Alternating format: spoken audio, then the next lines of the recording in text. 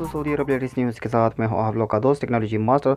दोस्तों आप लोग को मालूम होगा थोड़े दिन पहले बहुत से लोगों ने ऑनलाइन फॉर्म फिल किया था जिसको आउट पास फॉर्म कहते हैं। उस आउट पास फॉर्म को आप लोगों ने भी फिल किया होगा और उस फॉर्म का क्या बना, उसका रिज़ल्ट क्या निकला और क्या उसका बना जो आप लोगों ने फिल किया था, उसके बारे में आप लोग को तफसीलात से बताऊँगा इस वीडियो में।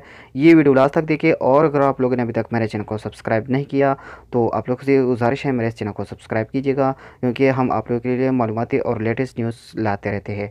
तो दोस्तों चलिए शुरू करते हैं, उसके बारे में आप लोगों को तफसीलात बताते हैं कि उस फॉर्म का क्या बना जो कि आप लोगों ने ऑनलाइन फिल करके सबमिट करके सेंड किया था अपने अपने एम्बेसी को। तो दोस्तों उस फॉर्म का मालूमात हमने अपने एम्बेसी से किया।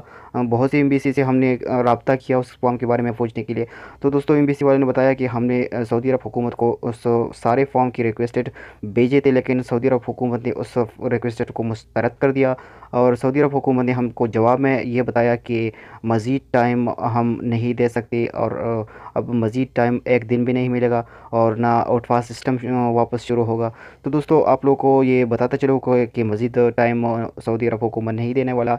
और आप लोग को अगर जाना है तो अगर आप लोग इलीगल हो या आप लोग के इकामा नहीं बन रहे, अगर आप लोग को इकामा बनाना चाहते हो तो आप लोग इकामा बनाएं, क्योंकि अभी मज़ीद टाइम सऊदी अरब हुकूमत नहीं देगा। अगर आप लोग आउट पास के लिए बैठे हो तो आप लोग अपने बंदोबस्त कीजिएगा, क्योंकि आउट पास मज़ीद नहीं बनने वाला दोस्तों।